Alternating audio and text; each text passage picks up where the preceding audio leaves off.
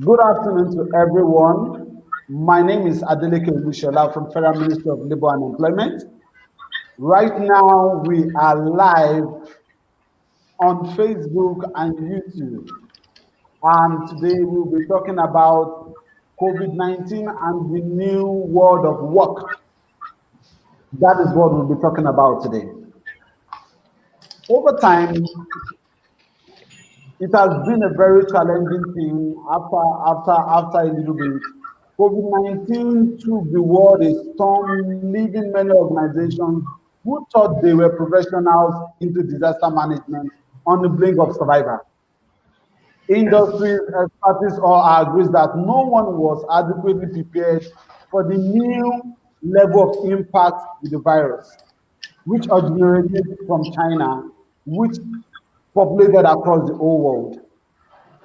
Leaders, presidents, great countries announced different lockdowns at different measures to control the virus across the country. Employers stated their work from home. Employers have to state their work policy from home, and they have to do that because of the virus. In stock of the market, the pandemic has its weakness at all levels of fluctuation as well. The world saw many business executives beaten into flaws. That means there was a little bit of challenges across the whole world when the pandemic issue took off. Right now, with me, it has been clear to everyone across the world that the pandemic has bring a new dimension of work into the system, which is called the new normal. That means the normal way of doing things now. It has been a very challenging thing across the world, and it was a sudden thing that cut across the country, across the nations of the world. Right now with me on this interview is Mr. Dino Correll from the International Labour Organization. Likewise, joining me is Mrs. Bumi Ture and Mr. Paul Adamu from NECA. So, like I said, our viewers are watching and they are very expectant because it's very shocking that we find ourselves in this mess, but we have to find a way out of it because it's very challenging.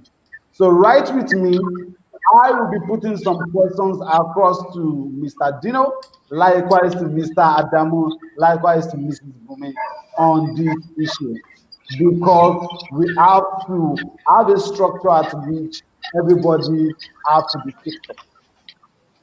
So to Mr. Dino, yeah, how does the ILO support Federal Ministry of Labor in promotion of fair recruitment during this pandemic? Thank you so much. Good morning. Good morning, colleagues, and I appreciate the opportunity for being here. I'm hearing a slight echo, so maybe if colleagues could mute their mics, I think that would make it easier. Thank you so much for inviting the ILO. It's a pleasure to be here this morning with you, and I really appreciate the opportunity. I'm happy to see colleagues from the ministry here, from NECA, with whom we also work very closely as the ILO. So it's good to see that a number of very close partners are on this call this morning. So just to appreciate that and thank you again. If you allow me, maybe I take a small step back before sort of speaking about the specific areas that we work on, just to sort of set the stage in a few words, if you allow me, from the ILO's perspective on sort of what some of this impact has been so far. And maybe just to say that, of course, the impact on the world of work is enormous, right? We've seen that since the beginning of the year, since the onset of the crisis. Both the pandemic and some of the measures put in place to address and contain and mitigate it have had a direct impact on employment, on workers, on enterprises. According to estimates by the ILO that were updated throughout the first half of this year, just in the first quarter this year, some 5.4% of global working hours, which is equivalent to some 150 million jobs, were actually lost just in the first quarter.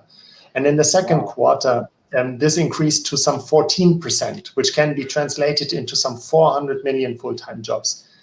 So I think this shows us the scale and the level that we are talking about here, right? This is a major impact and crisis on labor markets globally. And of course, within this context, the situation has been challenging when we talk about employment already, in particular for certain groups or certain regions.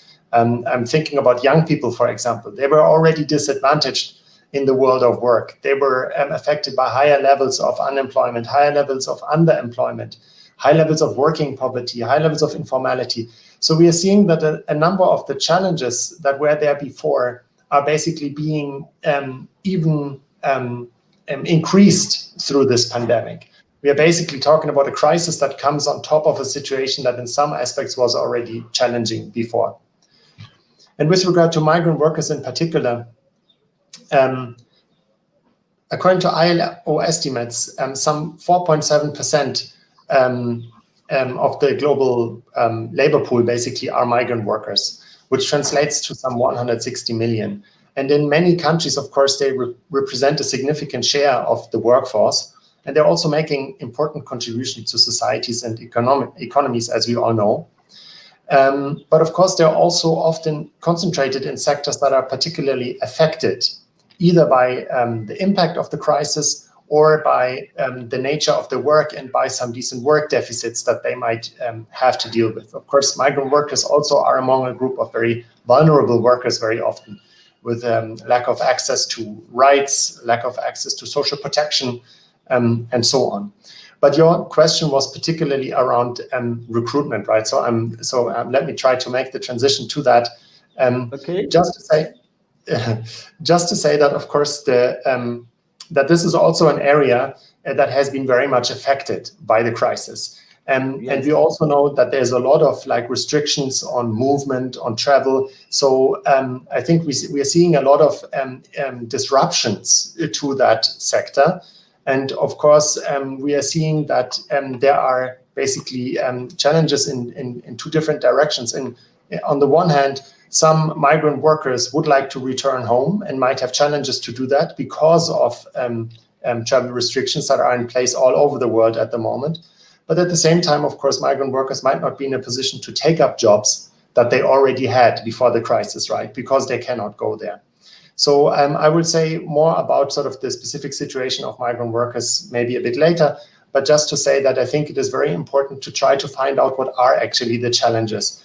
What are the specific situations that migrant workers find themselves in, both in countries of destination, but also in the countries of origin.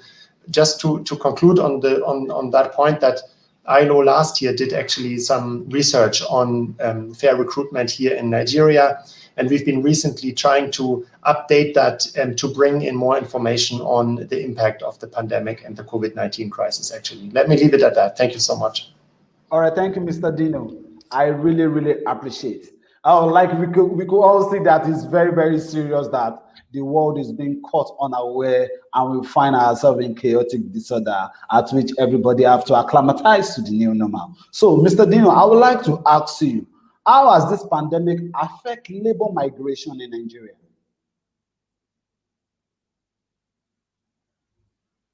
Mr. Dino, how has this pandemic affected labor migration in Nigeria? Okay, thank you so much. Well, I think it might be a bit too early to have very good conclusions on how labor migration in particular has been affected.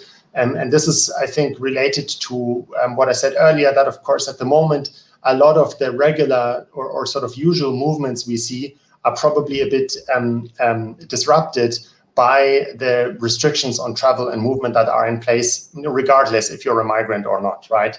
So I think at the moment, what we do see is that at the global level, of course, migrant workers might be in a position where they might lose their jobs, where they might lose income, where they might where there might even be interest for migrant workers to return, right? So this is something that we can sort of observe because of the economic crisis. And if there's less demand for in the labor market, of course, that will also affect migrant workers.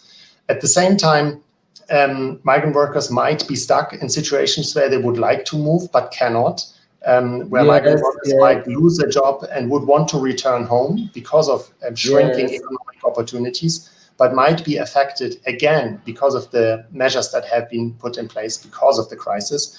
So I think we are seeing that there are a lot of disruptions to the socioeconomic environment more generally, but I think migrant workers are particularly affected. Maybe just one more point on the impact, because you asked for that.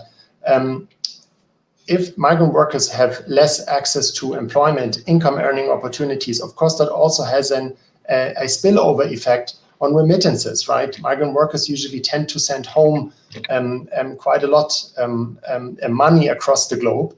And the expectation actually, and I think that's a World Bank estimation, is that this year remittances are expected to decrease by some 110 billion. So we see that there will be a very direct effect, not just for the migrant communities in the countries of destination, but also to the communities back home who are relying, of course, on some of those remittances. Thank you. Okay, thank you so very much. I'm very, very grateful. Yeah, back to Mr. Paul Adamo. Mr. Paul Adamo is an assistant director in NECA. Sir, I would like to ask you, how has this pandemic really affected business in Nigeria? It is very obvious over time that a lot of people are losing their job. Even as we speak right now, some people lost their job yesterday. Some people are still losing their job, and it's still going to be continuous because of the pandemic that we find ourselves into. Sir, so I would like you to give a brief on this global effect of the pandemic in businesses across the world, especially Nigeria. Okay, thank you very much. First, let me clarify that my surname is Adama, not Adamu, maybe because I'm wearing a cap and I look like an Adamu, but right, I'm actually Adama. Adama. Okay, thank you very much. Yeah, thank you very much for putting this together. I'm really excited to be a part of this discussion. It's no gainsaying that the emergence of the COVID-19 pandemic is dealing a severe blow to global economics, businesses and workers. And Nigeria is not an exception. Many businesses voluntarily and by virtue of government-imposed restrictions closed to protect their employees and the public as a whole. So these unprecedented challenges are having economic ripple effects across the country as thousands of Nigerians unexpectedly find themselves out of work with the potential for significant increases in unemployment. And the reality is that recently the National Bureau of Statistics released statistics on unemployment in Nigeria. And the Nigerians' unemployment rate as at the second quarter of 2020 is 27.1%. And this indicates that more than 21 million Nigerians remain unemployed. So as the COVID-19 pandemic continues to devastate the global economy. I think that is before the pandemic. No, this is current. This is current. Just about last week or 2 weeks ago. Okay, sir. You can go ahead, sir. Yes, this is for the second quarter of the year. Wow. Yeah. So are you saying that it has really, that means the rate of unemployment has really, really increased? Yes, of course, the rate of unemployment increased. Like I said earlier, the pandemic brought about job losses across various sectors of the economy. Manufacturers could not manufacture at optimal capacity, and of course, they could not continue to sustain overhead. And and then in the oil and gas, lots of contracts were cancelled, and for that reason, the employers in the oil and gas industry could not continue to sustain the workforce. So there has been increase in job losses since the pandemic till this very moment. And we continue to see job losses even as we progress. So like I was saying, the COVID-19 pandemic continues to devastate the global economy. Employers in large and small businesses are faced with a dreadful conundrum on whether to let their staff go, cut their hours, or declare them redundant. In very sore straits, you have situations where some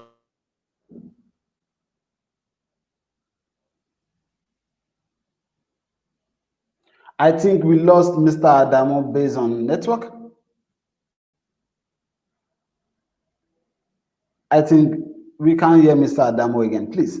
Okay, so Mrs. Olubumi, Ma, please, you can see what Mr. is letting us know that it's not only affecting the employer, it's also affecting the employee, at which so many organizations are shutting down. So many organizations are also trying to change their programs, are trying to change their schedule, they are trying to change their structure, which we call organization structure. They begin to change their structure policy. Please, Ma, can you give more light to how far and how deep has it affected employees? Okay, thank you, our moderator, and thanks for putting this together. Thanks for the opportunity. I'll be speaking from, we actually run a recruitment and HR recruitment and consulting outfit. And if I must speak from that perspective, the increase in job losses nosedived heavily in the last 6 months. To be specific, from September, we've been having an increase of job losses sometime last year before, but this year, of course, with the pandemic, it increased heavily. And in as much as, I would say there's so much increase in job losses, we also got new sectors of the economy booming from this pandemic, which we might actually also want to focus about. If I really want to talk about only, I think like 4 to 5 sectors of the economy was only booming during this pandemic, while every other sector was, almost down. We have areas of food for those in the food markets, but how many job creation will that bring to the workplace? We have sectors like the healthcare. The healthcare also had increase, in job opportunities. So in as much as we talk about the pandemic, it also brought about new way of life, like what you call the new normal. And guess what? It's actually helping us to refocus and reprioritize on things that, we really need in our economy.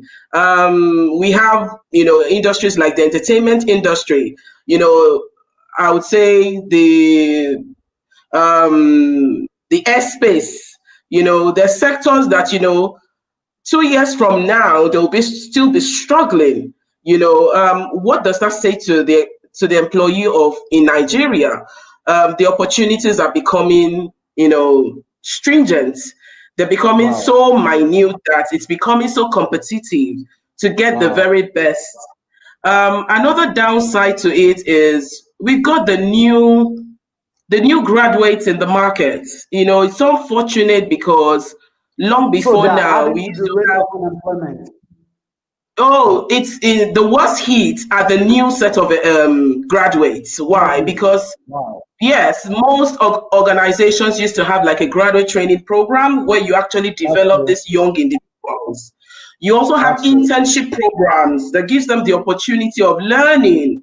But with the advent of COVID, no one wants to have any intern in their office. People are working remotely. So, the most hit are the fresh graduates from the university. It's so painful that you have parents who have labored so much in sending these children to school. And at the end of the day, there's nothing to show for it. You know, we were so fortunate when we got out of school, there were lots of opportunities there. But now, the only kind of opportunities you have are for the experienced hire.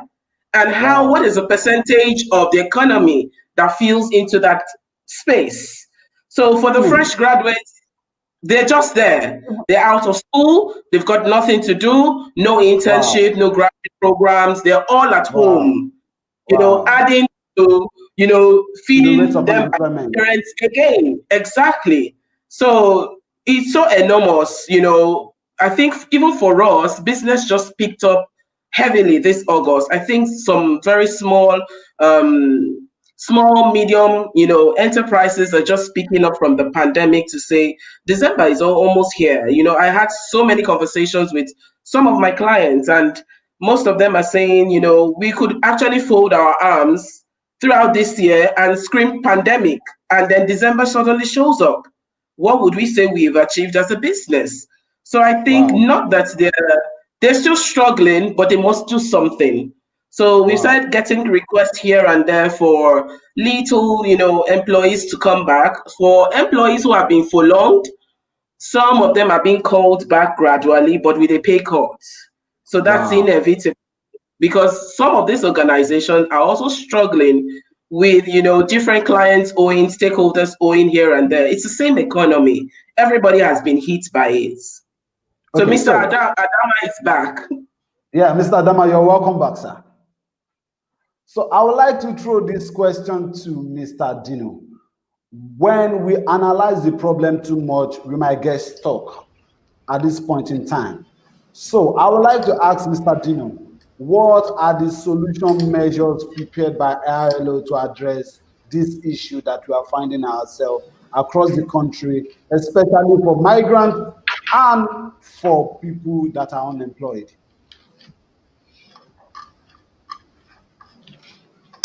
Thank you so much. This is a very, very challenging question, I must say. I was hoping somebody else would have to answer that, but I take it, of course, and I look forward to being complimented or corrected by my colleagues here today. But maybe just to complement what was just said, which I very much support, like you know, so many people, what about those people who are joining the labor market right now? This is really a challenge. Young people, I fully agree. They are the first ones, basically, they're the last ones in, they're the first ones out, right? If a crisis comes. But now there are no jobs to be had at the moment, right? So many workers who already had a job are facing that challenge. So what about those who are joining the labor force right now? And there were some discussions already about the lockdown generation, right? Because people are saying it might affect their working lives throughout their career if early in their career they do not have the opportunity to actually gain some experience or find a job. And the ILO, together with some other partners, has done a global survey among young people. And they actually found that I think one of 6 young people who were in employment before the crisis stopped working, which is, of course, a big challenge. And a similar observation has been found with regard to education. A lot of people had to stop their education because of school closures. And of course, here a challenge is, will we be in a position to quickly enough transition to alternative learning models, like online and so on? But that's just sort of like a side note. You asked about what can be done. Let me give you just a few quick insights from the ILO's perspective. So in more general, if we talk about what can be done overall, the ILO has come up with sort of like 4 key policy proposals. One is looking at stimulating the economy and employment, basically making sure that the supply side is strengthened, that there's actually economic activity, that there's demand for jobs, etc. At the same time, existing enterprises and workers and incomes can be supported, right? Through mechanisms such as social protection, employment retention mechanisms. I think my colleague has just referred to some of those, or some other support mechanisms for enterprises to stay in business.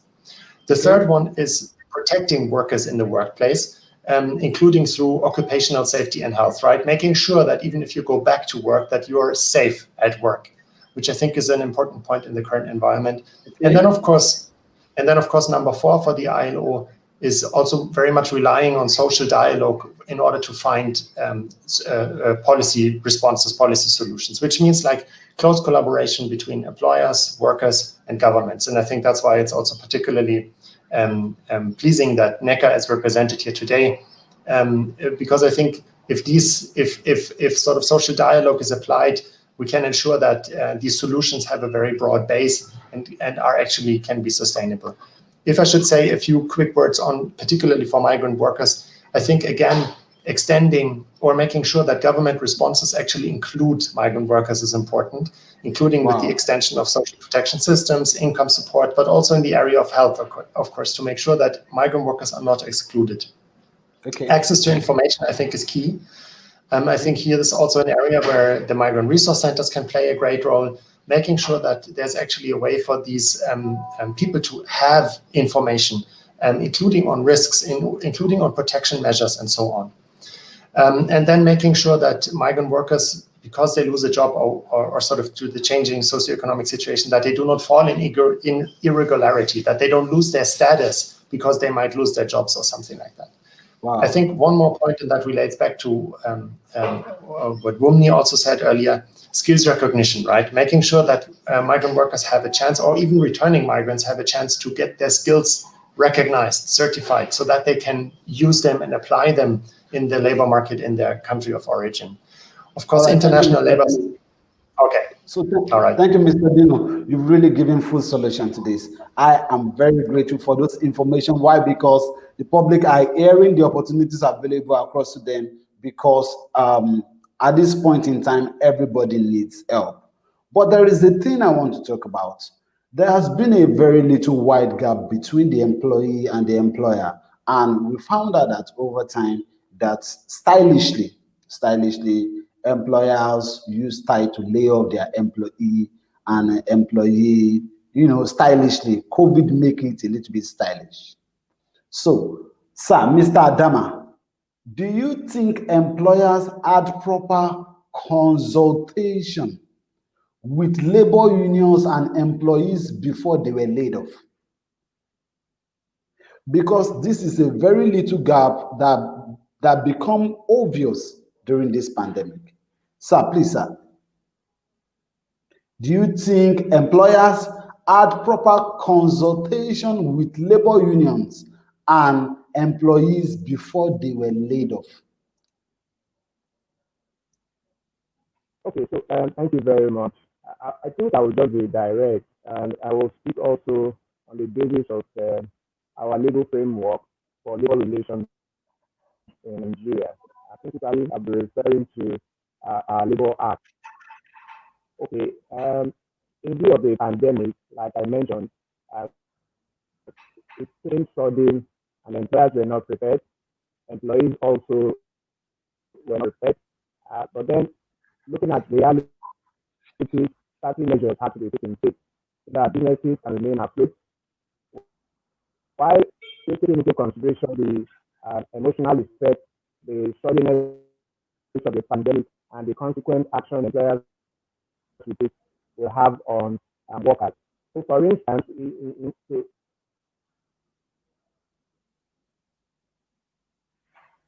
they had good consultations with in the employee relations environment. They had good consultations with employees.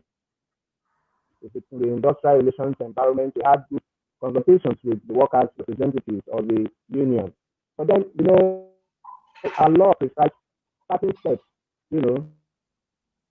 that employers over the last couple of months have taken with regards to either sustaining the workforce or outrightly asking them to go.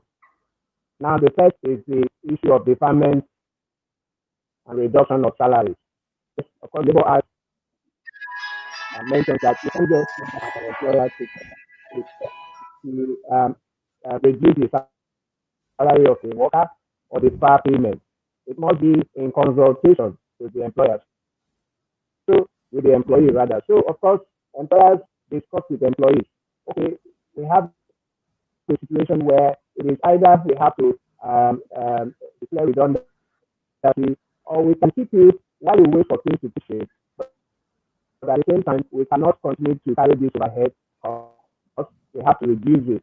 So we are with the option of letting you go or reduce salary.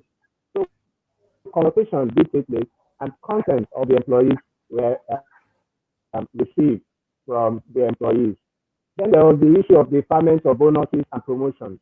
Of course, prior to this time, some employees were due for promotions, were due for certain bonuses. But then employers, in consultation with employees, resolved that, okay, some of these bonuses and promotions can be deferred until later time so that you can continue to sustain the workforce. So there was consultation and consent was received. And also the issue of paid and unpaid leave came up. And then some employers said, okay, for those who, of the lockdown declared by the government, for those who are going to be at home and you are not to be doing any work, can we convert this to your leave period? Yes, consultations were made, employees agreed, and the decision was taken. Now, where these measures on the side of compassion failed, employers decided to look the route of redundancy. This is a much more cheaper measure.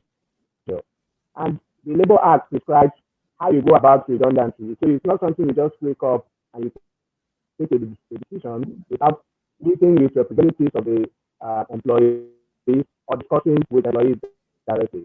So the Labour Act prescribes 3 steps you take towards redundancy. The first is to inform the trade union or their representative of the reason for the redundancy, the essence of it. So the reason, of course, is due to the global pandemic and, of course, businesses that are facing challenges at the time. Of course, the extent, how many employees will be affected by the redundancy. Of course, Labour Act also says you apply the principle of last person that comes in, first person to go out, in determining the employees to be affected by the process. But then subject to factors of service, including skill, ability, reliability, and so on. Then, of course, you negotiate redundancy payment. So all these must be done in close consultation with the employees or their representatives.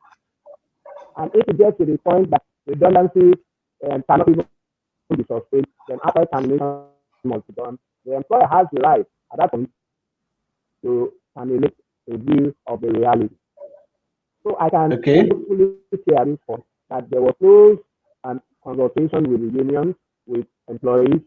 There were discussions, consent was received, and nothing was done unilaterally. All right. All right, thank you so very much, sir. Since we've been able to talk about how the pandemic has really affected everybody across the world, Mrs. Bume have been able to talk about how it has been able to affect both the skilled, the unskilled, the experienced, and the unexperienced. Even young graduates that are just coming out are being affected. So, and I think Mr. Dina have been able to give the opportunities available, solution measures at which the ILO has prepared on ground, already executing in respect to this to be able to give solutions to the problem. Because when there is a problem, solution has to be on ground to be able to look at how we can bring up everybody back to acclimatize to the new normal. And Mr.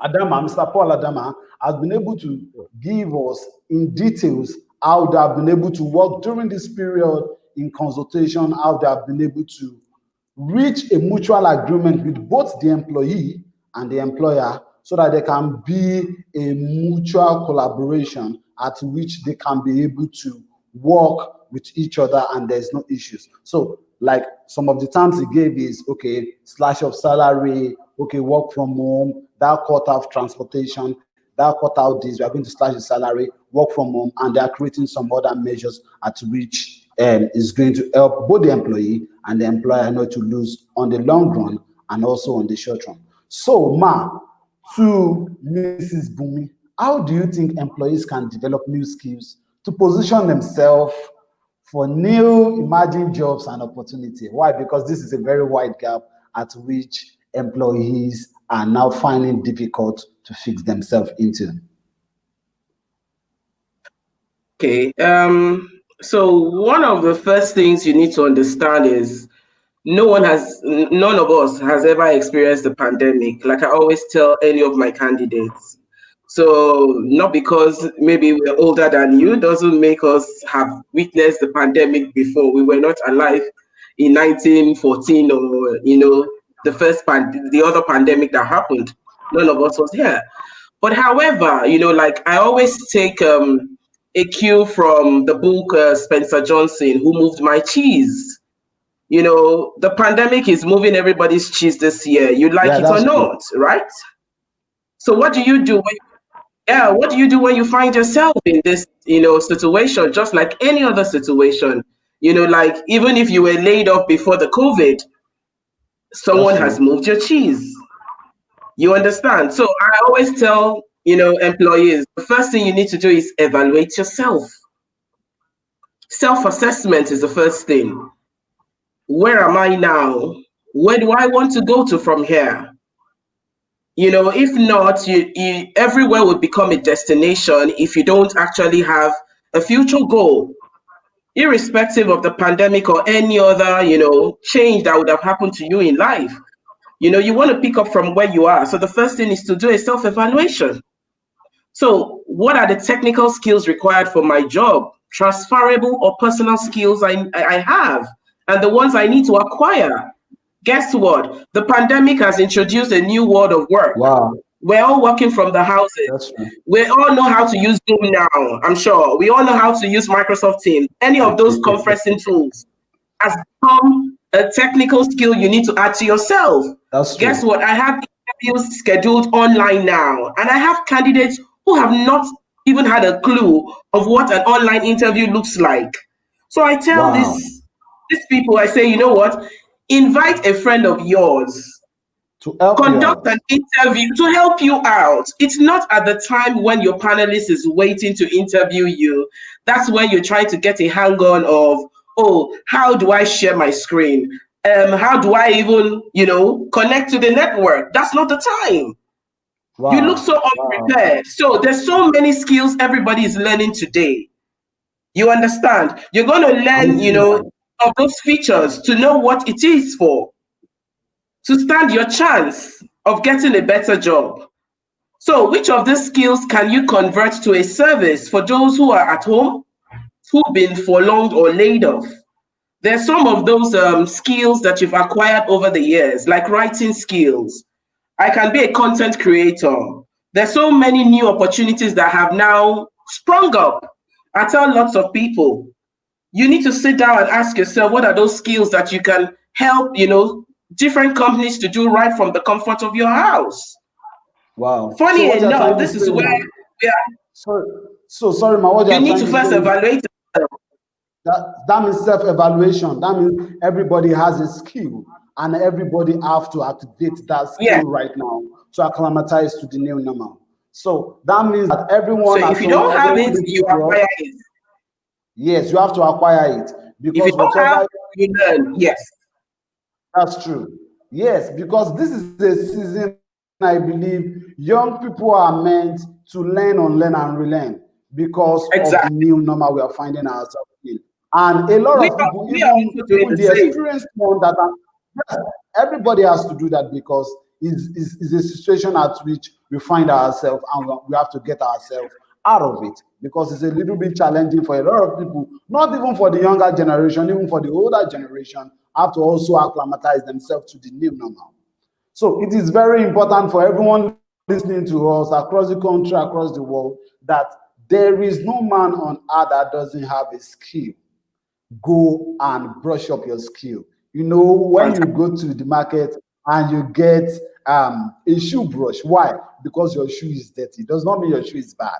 You want to polish your shoe to look good. So please go and brush up your skill.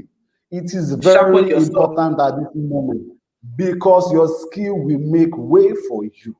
Now, it is very obvious that it is those that are prepared, unaware, subconsciously, are finding themselves enjoying it right away. So there is no excuse for you saying, I don't have this. There's no excuse saying, I'm not giving opportunity to this. Also, you that are working in private organizations at which you are doing fine before, and you don't have a skill, now you find yourself, there is no skill, you don't have anything. Now what you are doing in the banking sector or the industry at which you are working is no more available to you. What other skills do you have in you can develop to quickly get yourself fixed into the system, because the system has come to stay. This is the truth. So, sir, Mr. Dino, I would like to ask you this, which is very simple. The ILO recently released a policy brief on the world of work and COVID-19. Give us a summary of the policy and how are we working with stakeholders to ensure this is being implemented.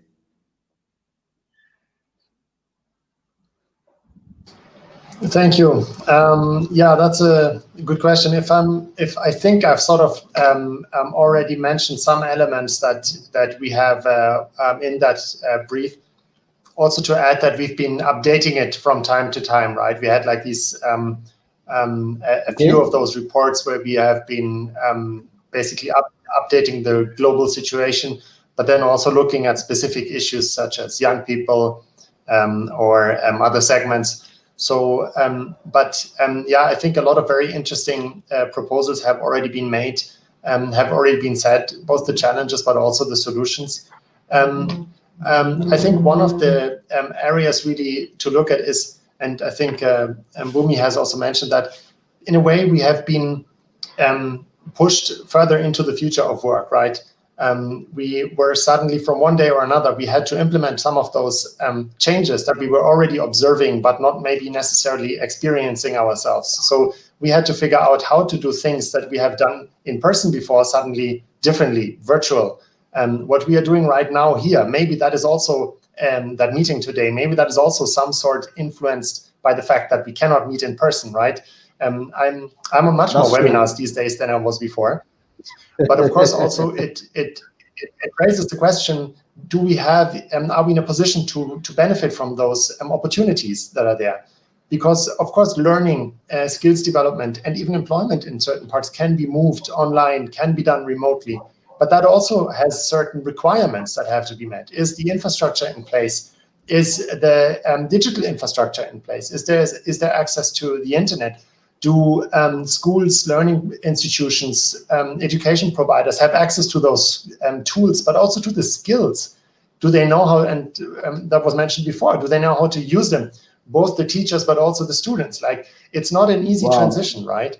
And of course, we need to make sure that some of those infrastructural requirements are actually there in order for us to benefit from that, and not just in urban centers, but everywhere, right? That we try to make sure to reach out really to everyone, and even those who might not be already connected to those systems. But to come back to your question, I really think that looking both at the supply and the demand side, making sure that there is some policy response to make sure equilibrium the economy. point. There's an equilibrium point. Sorry? Go ahead. I said the ILO is making sure that there's an equilibrium point at which everybody is being beneficiary about it. Is that what you're saying? Yes, I mean, it is a bit sort of this idea that on the one hand, we make sure that actually there is jobs to be had, right? That jobs are out there. If there are no jobs, it's very hard to make sure that people are actually qualified or in a position to get them. So, and that's why, I mean, we need to make sure that we look at both the demand side, but of course also the supply side, that those people who are out there actually, and that was mentioned before, have the skills, have the competencies to access those jobs. What is often referred to as the skills gap, which means that there's both people who do not have work, but there's also employers who are looking for people and cannot find the right ones, which is another challenge we need to look at, right? So matching supply and demand, I think, is something that we can do right now as well. And then, as I said before, the two additional areas, I really think, like sort of protecting workers in the workplace, now that we are all returning to work, that sort of like economic life hopefully is picking back up, that we make sure that workers are actually protected in their environment. And then again, I think the last pillar, so to say, is making sure that workers, employers, and governments are working closely together in designing those policy responses, and making sure that in this process of what is being referred to as building back better, we work together, we bring the different stakeholders together, and we make sure that we can use or make use of some of those opportunities that we have, even within a period of very, very, very big challenges, and within this crisis brought about by the COVID-19 pandemic. Okay, so I would like to ask Mr. Adama, what is NECA doing to chart up a course for employers in this new view of work ethics? You know, it has been very, very challenging, both to, like we said, the employees and also the employers. So what is NECA doing to chart up a course for employers in this new world of work? Because the new world of work also affect both the employees and also the employers. So what's available for them, sir? Okay, thank you very much.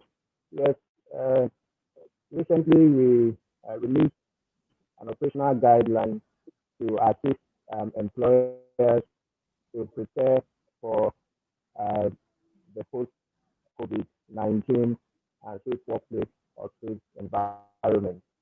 And we were actually thinking that this COVID-19 thing would stop even before the end of July. Sadly, it is still ongoing.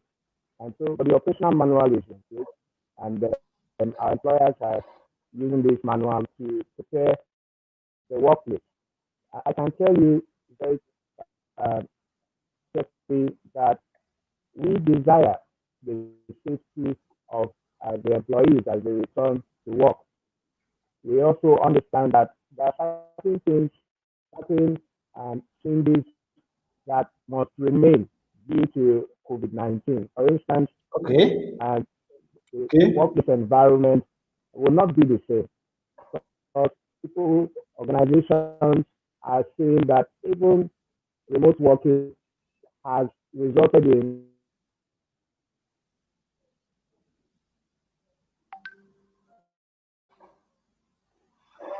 I think network has been able to make us to lost Mr. Adama again. While we wait for him to come back, I think this is network, and I think this is one of the challenges few people might also be facing at home when they are trying to do what they want to do, when they want to learn a skill, when they want to do something. This is also a problem at which we are facing right now. Sir, you can go ahead. You're welcome back, sir.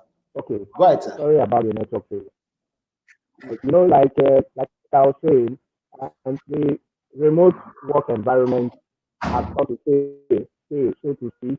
A lot of employers are considering the fact that asking their employees to stay at home are not about reduced expenses. For instance, you don't spend on power, you don't spend on technology, you don't spend on transportation and all of that. So this is likely going to stay. It's a possibility. Just like Dino mentioned, there is a need for to prepare for this, and then employers are already taking it as a challenge upon themselves to provide the right kind of infrastructure so that employees can work safely from home. And coming back to the physical work environment, also the spread of COVID-19 has led a rapid shift where companies are now taking into consideration that as the employees return back to work, safety is priority. And all those PPEs necessary for the employees who are about their businesses, the protocols involved in doing all of this are in place. These are contained in our operational manual that we release to employers. And we are using this manual very well. And so far, the result is that there is a safe work environment. We've not heard of our member companies complaining of casualties as a result of COVID-19 because they are prepared. They were prepared before returning to work, and they are still prepared as we speak. So we consider the safety of employees very, very important, very key.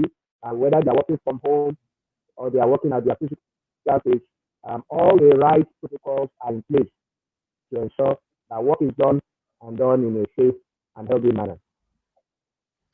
Okay, thank you so very much, sir. So, like we could all see, questions are coming in. Like someone is asking that they understand very well, they understood very well that there's a wide gap at different problem at which we analyze and different skills that needs to be brushed up at different point in time for everybody. I believe that what you know when the book is no more there is what you know.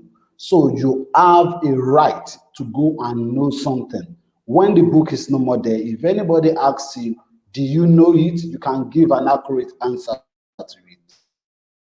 So a question is coming and saying, he said, I understand very well that I accept all the gaps that have been analyzed and moving to virtual and more cohesive work-related manpower. He's talking about there has still been a little bit of challenges in manpower. Developing their skills. I think the person is trying to ask what measures, what is there any measure available for organization to also develop that person's skill? Because if that person did not have the skill, so this is going to Mr. Neka, Mr. Adama, if that person did not have the skill, the organization, what measures has the organization made available to be able to get him or herself fixed into the system so that he's not going to lose the job? Mrs. Olubumi, you are going to give response to that also, ma'am. Okay. Yes. Thank you very much, again. When it comes to skills development or skills acquisition, like Bumi mentioned, it is something that COVID-19 has impacted. We companies had programs geared towards enhancing skills of employees. Can you hear me? Okay, so very well, sir. Very well, sir. We had programs geared towards enhancing skills, contributing to national development. We had internship programs. Sir, can you mention those programs so that the public can be aware about it, sir? Can you hear me? Very well, sir. Very well, sir. So we had internship programs. We had skills development programs. We had vocational programs. But at the moment, some of these programs are activities that you have to do physically. And at this time, okay, COVID-19 has restricted these activities.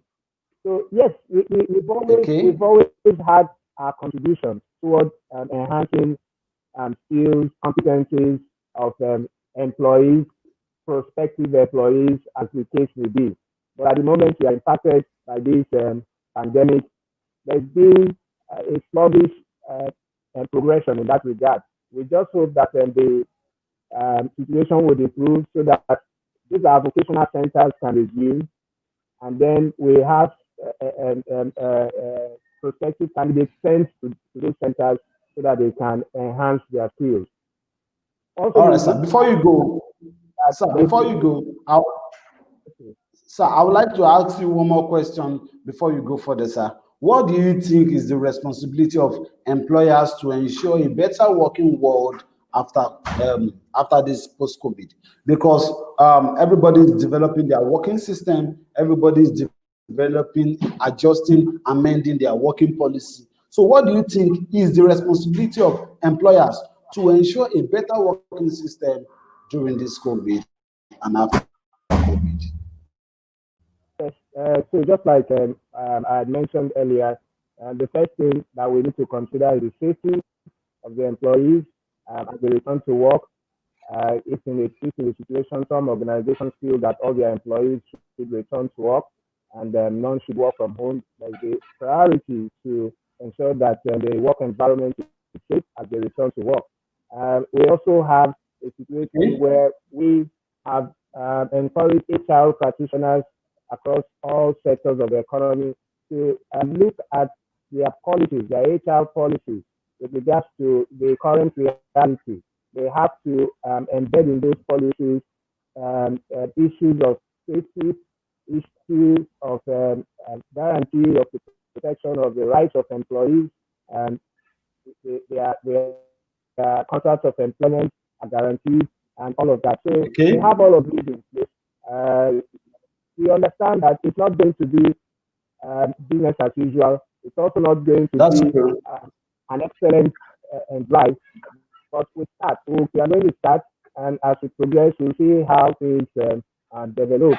And as we develop, we'll continue to put a lot of measures to ensure that the environment is not just conducive for work, but it's one that can be competitive with other environments across the globe. Thank you very much, sir. Okay, so a quick one to Mr. Dino. So a quick one, I want a quick response. How can government ensure a better working world during and after post-COVID? All right, I feel like I'm really getting a few of the very challenging ones here. Having also two government representatives in the call makes it even more challenging. Let me just, it should be a quick answer, so I'll try to basically sum it up a little bit. I really think, so first we were looking at the immediate response, right, which was very much like to the pandemic itself. Now I think we are much more talking about the socioeconomic response as well, like trying to find out beyond the actual health pandemic, what is the impact on the economy? What is the impact on the labor market? What is the impact on education? What is the impact on social protection?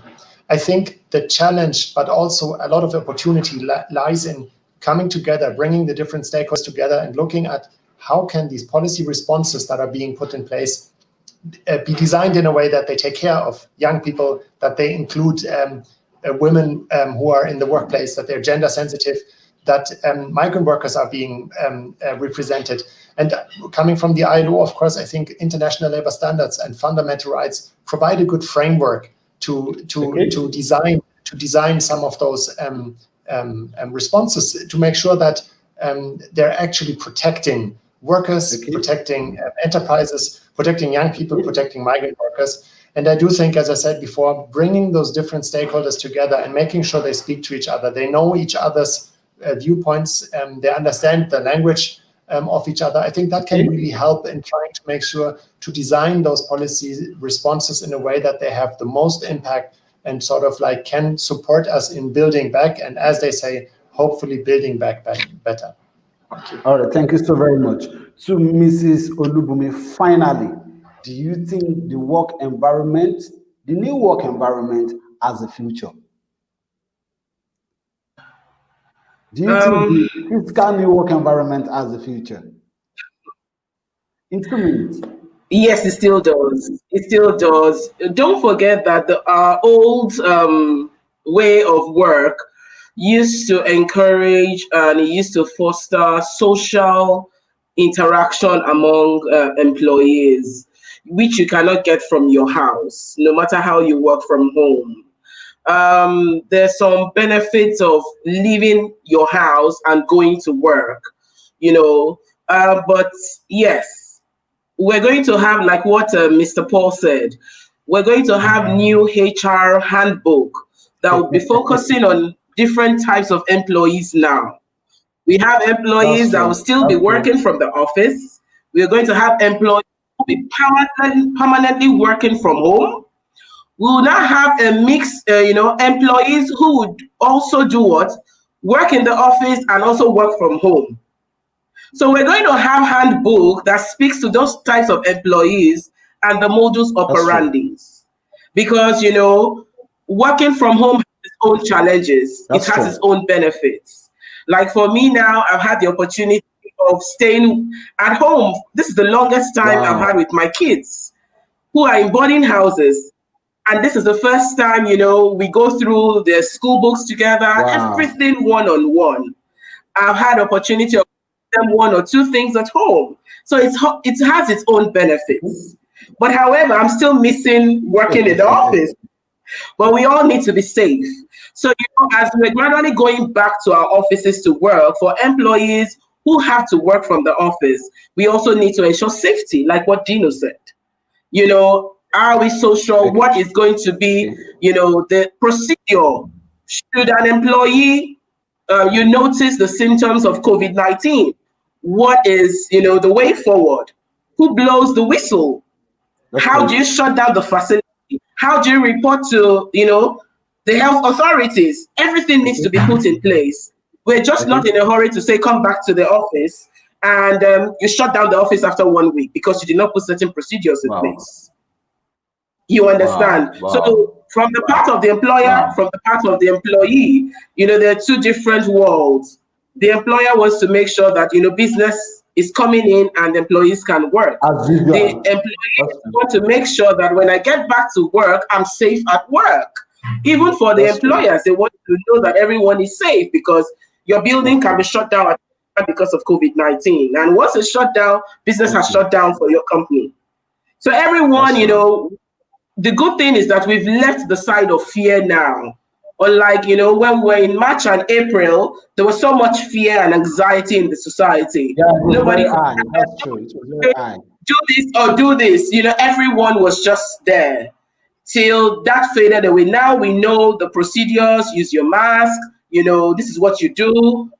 We now have guidelines towards HSC, but I want to ensure that, you know, people from from NECA, Mr. Paul, are doing so much in going around to organizations and doing the awareness for people to have that HSC procedure in check.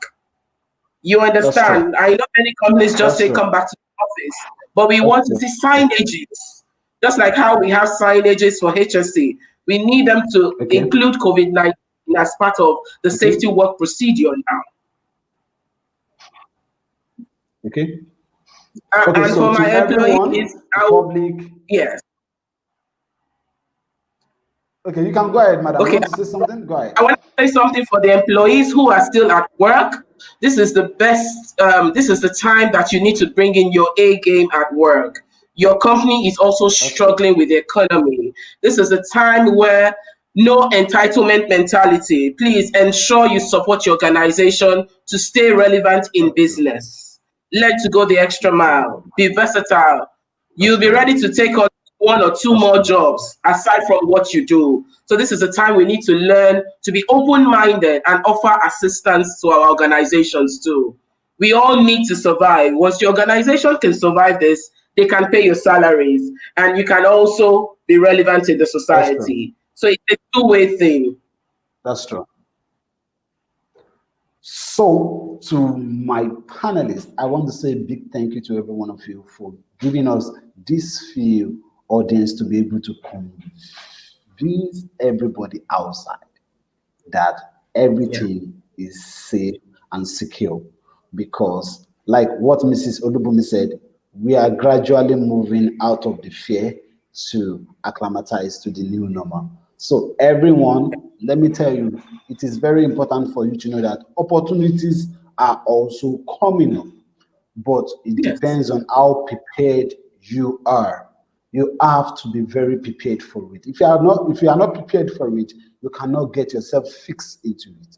So it is, in as much as NECA, ILO, Ministry of Labor and Employment are trying to do their best to see that everything works for you. Government in general are trying to do their best to see that everything works for you. Also, you have a part to play. It is very important that when you play your part, government play their part, everything becomes an equilibrium point where you are happy, your employer is happy, the employee is happy, and everybody is fine. So I want to say a big thank you to my panelists. I'm very grateful. On behalf of the Ministry of Labor and Employment, NELEX MRC, I want to say a big thank you to you for giving us this audience to be able to convince both the public, because you know the wave is very high in the public right now. My job, my job, my job, my job. That's it. I've lost my job. You just get home, just see the next thing someone will show you is just can you read the letter? The letter means, you know, I've been sent to sit at home. So for you that have been sent to sit at home, we would like to tell you that don't give up. Go and develop your skill. The fall of a man is not the end of his life. You still have a better thing ahead of you. Thank you so very much. I really appreciate you. And till some other time, take care. Thank you so much. I appreciate it.